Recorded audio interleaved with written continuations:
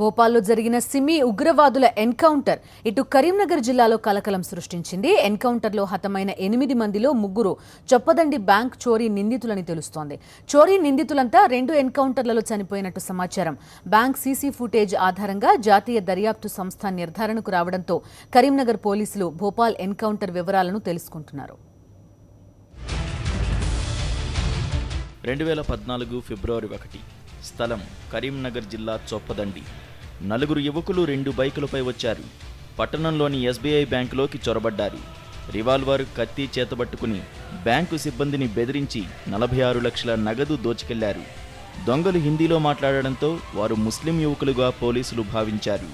ఉత్తర భారతదేశానికి చెందిన వారిగా అనుమానిస్తూ ముమ్మరంగా దర్యాప్తు జరిపినా ఎలాంటి ప్రయోజనం లేకపోయింది.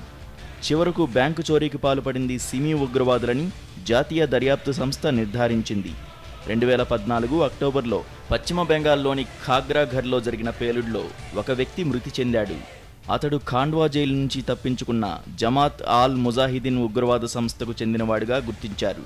సంఘటనా స్థలంలో చొప్పదండి ఎస్బీఐ లేబుల్ ఉండడంతో చోరీకి పాల్పడింది సైతం వారేనని జాతీయ దర్యాప్తు సంస్థతో పాటు పోలీసులు నిర్ధారణకు వచ్చారు. భోపాల్ ఎన్కౌంటర్లో చనిపోయిన వారిలో 3 బ్యాంకు చోరీ నిందితులు ఉన్నట్లు పోలీసులు సైతం అనుమానం వ్యక్తం చేస్తున్నారు. దానిలో 3 ఉన్నారు. 3ని అరెస్ట్ చేసినాము. ఆ 3కి సంబంధించినటువంటి సమాచారం కూడా మేము తెలుసుకుంటున్నాం. 3 ఉన్నట్టు తెలుస్తున్నది.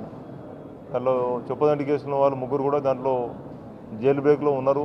వాళ్ళు కూడా ఎన్కౌంటర్ అయిన విషయం మాకు మీడియా ద్వారా తెలిసింది. ఇంకా అఫీషియల్ కన్ఫర్మేషన్ లేదు. ఎన్కౌంటర్ అయిన తీవ్రవాదుల్లో 3 ముఖాలు బ్యాంకు చోరీ జరిగినప్పుడు సీసీ కెమెరాలో రికార్డైన నిందితుల ముఖాలు పోలి ఉండడంతో చోరీకి పాల్పడింది వారేనని స్పష్టమవుతోంది. దీనిపై జాతీయ దర్యాప్తు సంస్థ నోరు విప్పకపోవడంతో స్థానిక పోలీసులు స్పష్టంగా చెప్పలేకపోతున్నారు.